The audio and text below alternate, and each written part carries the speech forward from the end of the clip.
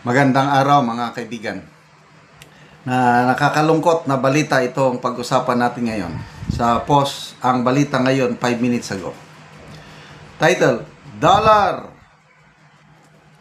refuse to be exchanged at the airport because of corruption in the Philippines. Okay? Grabe na kasi yung balitang-balita sa buong mundo ang nangyayaring korupsyon sa Pilipinas. Yan ang ipinagmamalaki, bagong Pilipinas, walang korap. Oh, ito.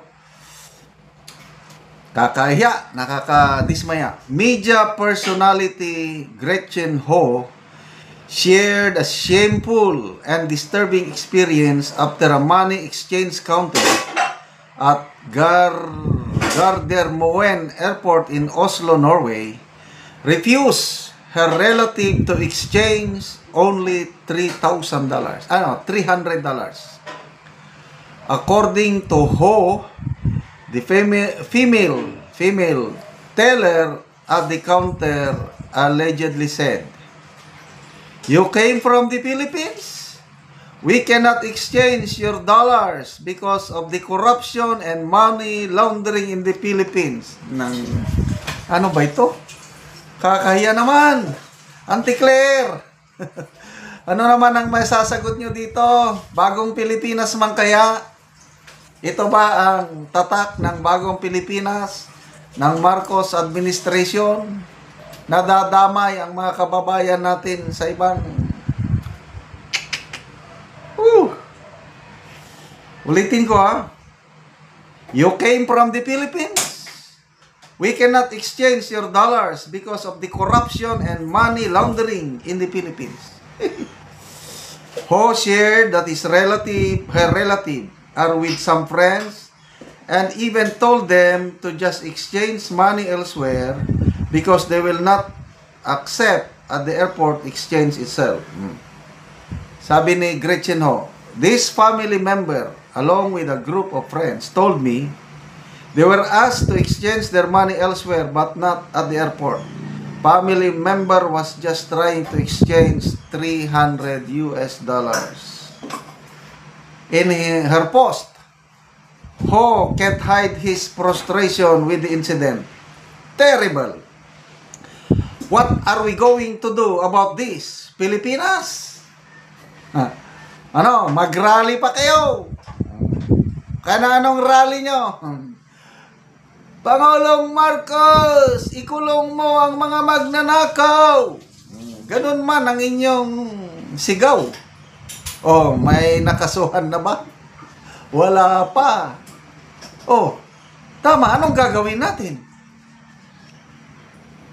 What are we going to do here? According to Ho, he has submitted a report to the Philippine ambassador in Norway to address this incident.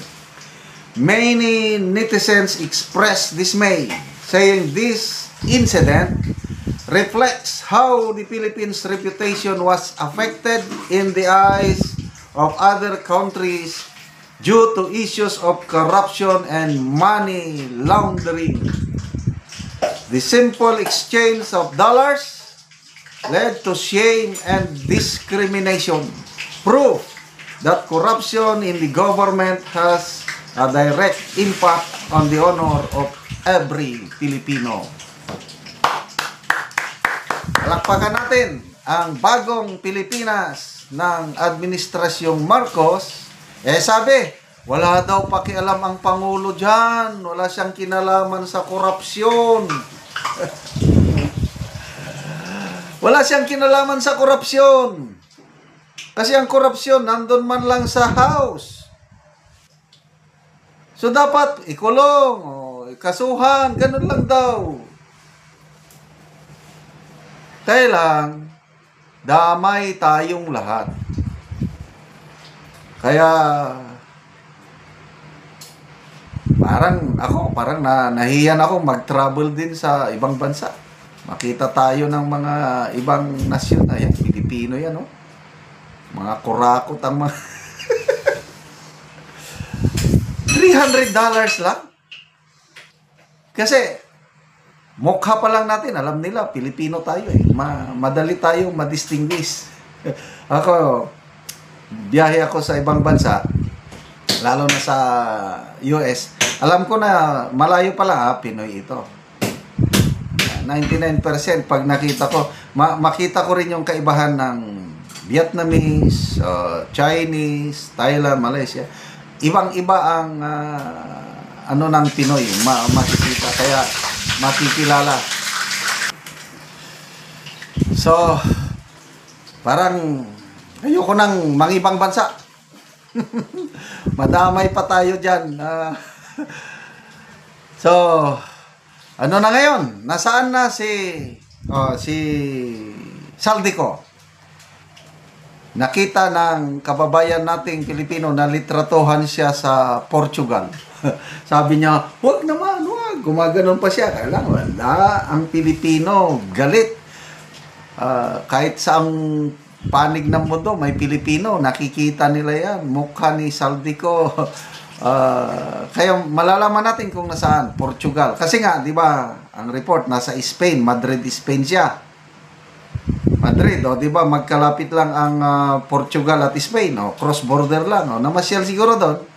Nakita ng kababayan, pinicturean. Kaya, yun, nakita. Ang tanong, nasaan si dating Speaker Martin Romualdez? Tahimik ang kamera.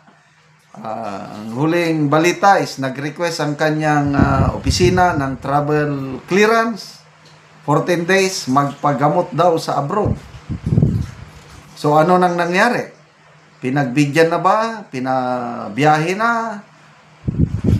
Mabulagta na lang tayo later on. Wala na, nakalabas na sa ibang bansa si Congressman Martin Romualdez at hindi na babalik dito. Investigasyon, ICI, Blue Ribbon. Ano kaya ang direksyon ng Blue Ribbon Committee ngayon na magkakaroon na ng bagong chairman? Sino kaya magiging chairman? Ano kaya ang tatargetin niya? Senador? Congressman?